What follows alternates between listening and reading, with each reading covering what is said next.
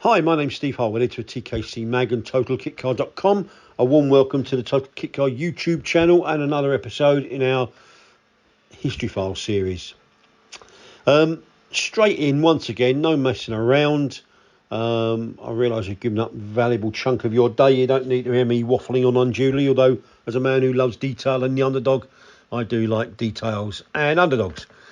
And I do like to talk about them. But anyway, we're going to look at the low-cost movement in this one. Going to quickly rattle through it, because sometimes I've read a lot of stuff that isn't necessarily true. And for the font of all knowledge, just go to the low-cost owners register. Great club of like-minded people that know everything there is to know about the low-cost and how it all started. And I dare say, if I get anything wrong in this, one of them is going to come and give me a punch in the throat for schoolboy errors. But I don't often see it written or spoke about the sort of full history of it. We all know about Ron Champion, we all know about the low costs, we all know about the subsequent Haynes Roadster. But let's just go from the bottom. Mention a couple of very notable and deserving people in this story as well, other than Ron.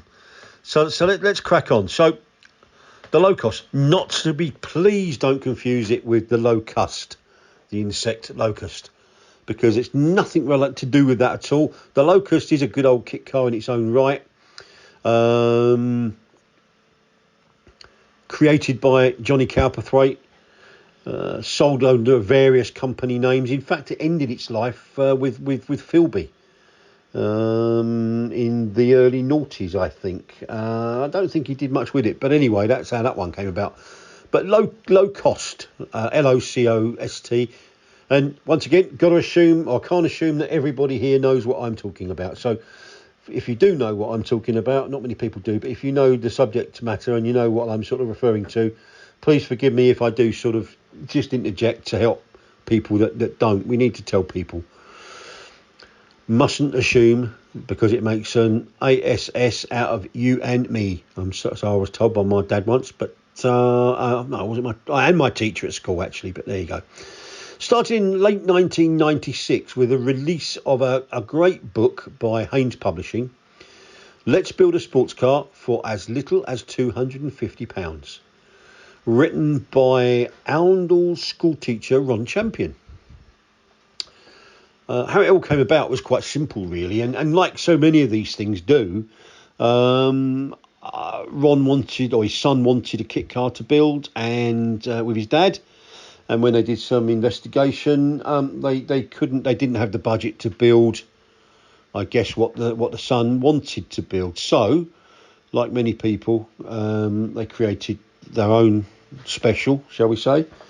But not many people get Haynes' best ever selling book out of it as a result. So it was literally that. Ron detailed and came up with his own Lotus Seven-inspired car, but catalogued everything they'd done, detailed everything they'd done right down to the last grommet.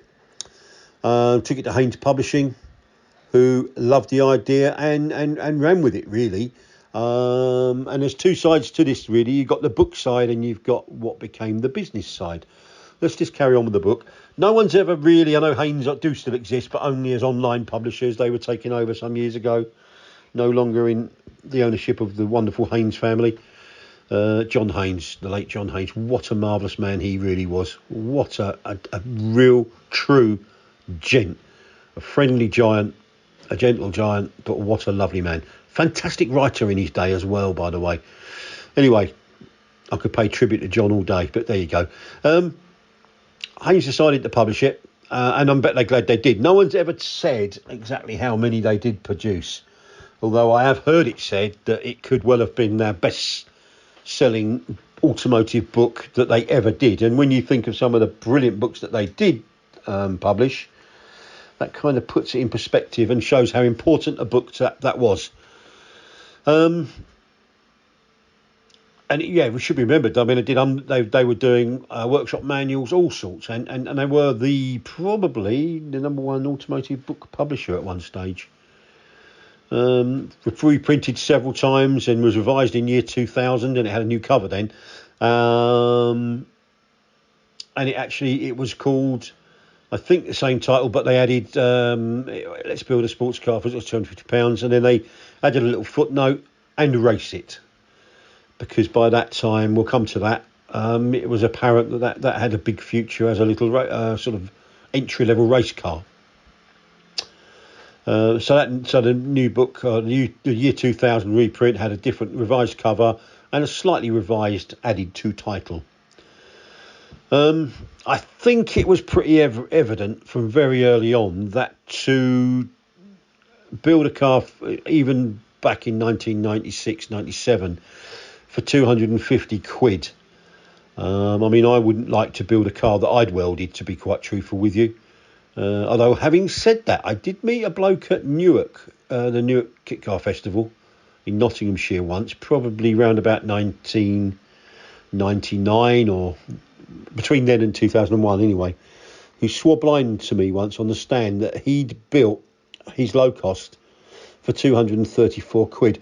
He had used an old metal bed frame, he admitted, and also he'd found 4 dampers down at the scrapyard, and he used them. So, but he did it. It was a great bit of work, but he did it. I think it could be done for 750 at that time, but certainly the book inspired. It really was a game changer, really. There's been several things over the years that have really sort of given the kit car industry a shot in the arm, or a cattle prod, depending on what it needed at the time.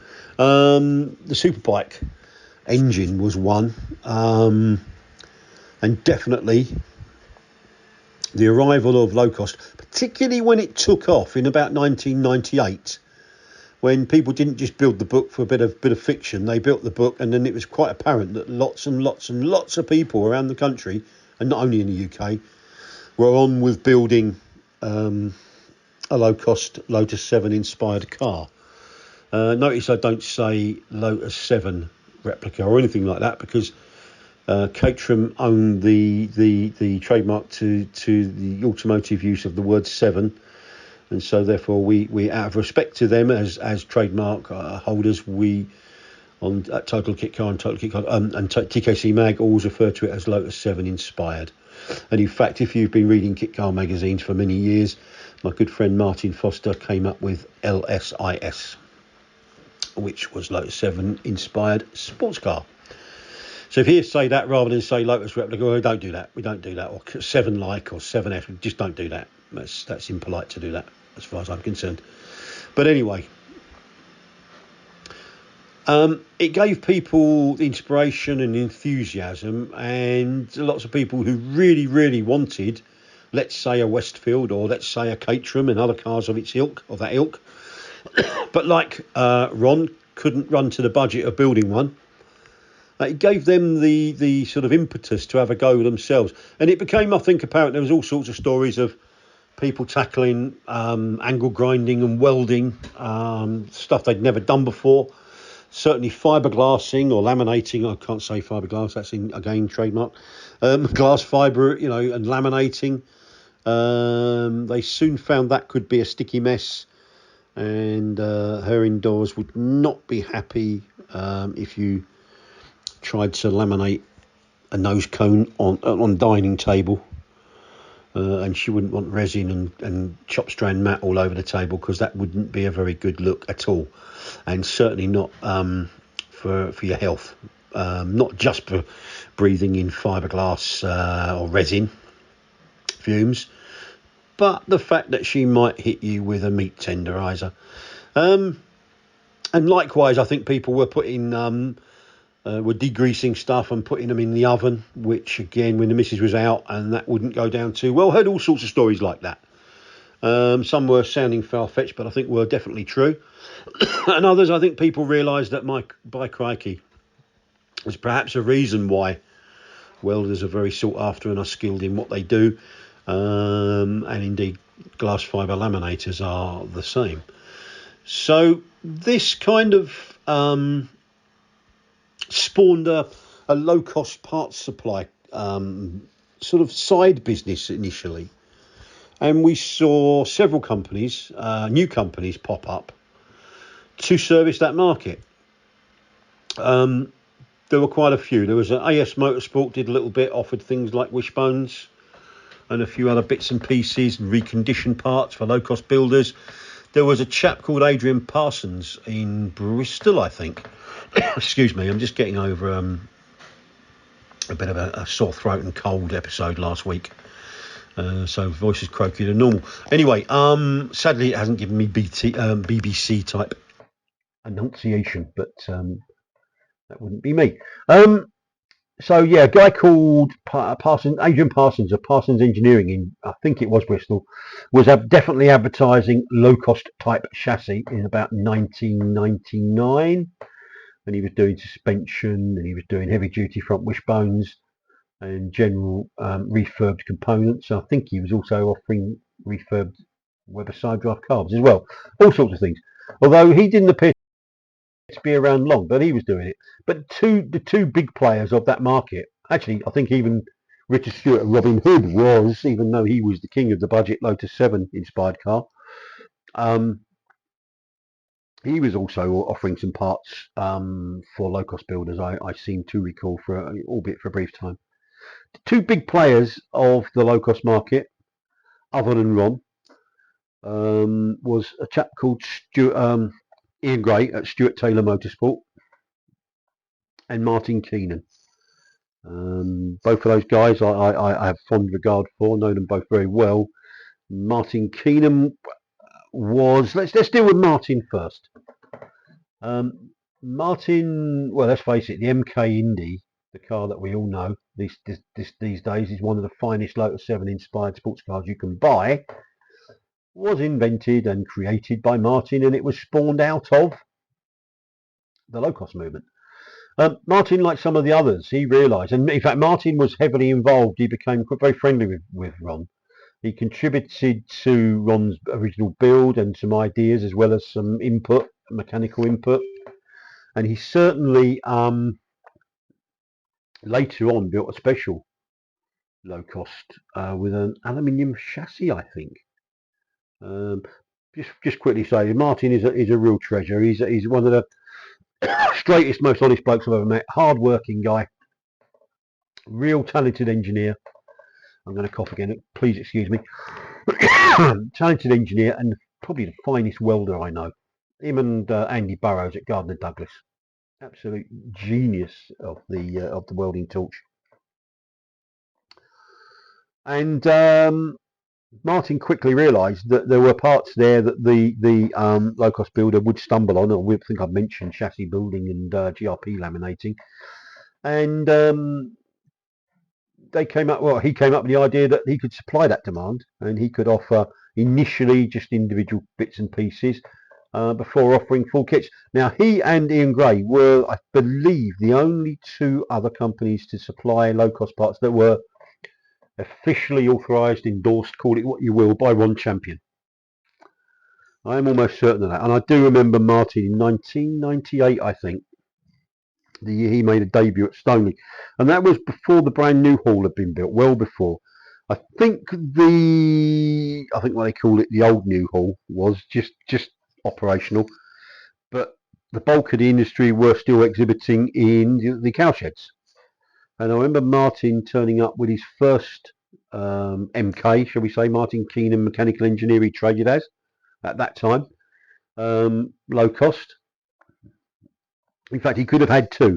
His son had built one, which I think had been achieved for 400 quid, and then Martin had built a Fireblade car. And again, superbikes and the low cost movement went really well. That married the superbike engine movement in kit cars to the low cost movement, and it was they were perfect bedfellows.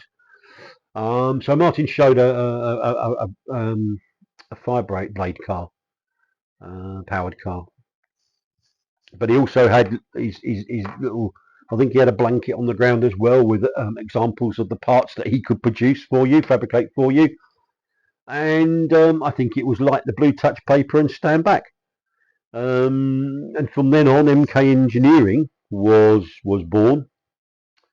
And I think there was a development that Martin did of the low cost. I think he came up with a Didion rear axle arrangement and a few other. I think he moved a few other bits and pieces around. And I believe, I'm 99.9% certain that that kind of gently evolved into the MK Indy. Well, he went from Didion to an independent rear end, and that became the MK Indy, the car we know and love today, of course. And he never really looked back, but he never stopped offering low-cost components for those that wanted them. And that was a real success story, and great. I mean, Martin wanted to move on to other things. He's also he does tube bending and things like that, and other general engineering work. And I think he's also very involved, or he was then involved in autograss racing. A lot of Martin Keenan built cars or MK built cars were front runners. Certainly the mad class, the class 10, where anything goes, two engines and all that kind of stuff. I do love a bit of grass tracking. It's autograss. Grass tracking, of course, is for bikes. Autograss, it's fantastic. There's some real good, honest to goodness racing goes on in there, and it's no holds barred. It's fantastic entertainment. Really entertaining.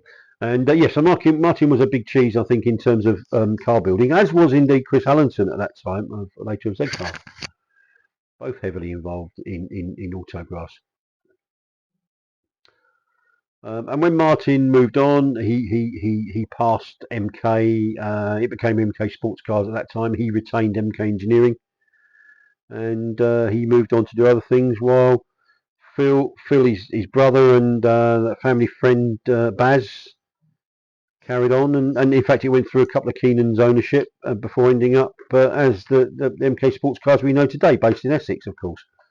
They were doing great things and developed the car further and further. But staying with the low cost, so that's Martin's involvement in the low cost movement. Indeed, in 2007, when Haynes wanted to revisit the concept, and Chris Gibbs came up with a book called, which was the Haynes Roadster, which was a natural son of the low cost. Martin was involved in that as well. That was a Sierra-based roadster that a couple of companies were spawned out of that idea. Or that concept, who offered kits of the Haynes Roadster, but it was never quite as successful as the original, the Big Daddy, the GOAT, as the youngsters say, the low cost book. Incidentally, we'll come on to Ian Gray shortly. Ron Champion also went into business, offering fully built cars, low cost kits, and the bits and pieces that Ian Gray and Martin Keenan could offer, and others. And it should be remembered that he actually came to a couple of kit car shows. I remember him in Newark, I think it might have been 1999, with a very big stand. And also that year he launched, and a lot of people don't remember this, but he did a Lotus 11 kit as well on the low cost theme. A lot of people forget about that. I'm not sure why that wasn't really proceeded with. I'm not even sure how many he made. He certainly, there's a photo here actually that Neil's going to put up with this video that shows that very stand with that very car on it. I think he also did a child's pedal car description, low cost, shall we say, as well as all other bits, as I said. Let's go on to Ian Gray. Now, Ian Gray is an interesting character, ex-printer. He got involved into the kit car industry by coming out with a Frog Eye Sprite, a really nice one. He did that because he wanted one. I'm not sure how many of those he sold, but he was definitely in the right place at the right time when low cost came along. Now, Ian offered his low cost stuff under, well, again, he started like Martin and Ron, offering dedicated low cost parts and kits. And then his product evolved into the Loco, which was a derivation of the low cost name, of course. And he offered car engines and bike engines and goodness knows what. He did offer, obviously, road going stuff, but Ian seemed to want to plough the racing furrow. And he was very good friends with a really nice chap called Mike Top, good driver too, in 750 Motor Club circles. Excuse me. I do apologise. And it was Mike Top that devised a set of regulations with Ian and the 750 Motor Club for what became the 750 motor car low-cost series, which has proved a roaring success ever since. Oversubscribed grids, 2 grids, you name it. It's put lots of, if not superstar drivers on the map. It's certainly put some very, very good club and national level drivers on the motorsport map. Fantastic series. It was affordable, if motorsport is such a thing. Motorsport. It was competitive racing because of Ian's involvement and the way that he kind of aimed his business. A lot of the car, I guess the majority of the cars on the grid were Stuart Taylor Motorsport STM cars. There were obviously some Indies, and there was others as well. I think a couple of champion low costs, and of course because people have been buying the book in numbers, massive numbers. Not all of them needed help. Some people didn't give up. I mean, a lot of people did give up, sadly. Lots of people fell at the hurdles of GRP and metal, and therefore bought the parts and maybe even kits from Keenan and Ian Gray, maybe even Adrian Parsons.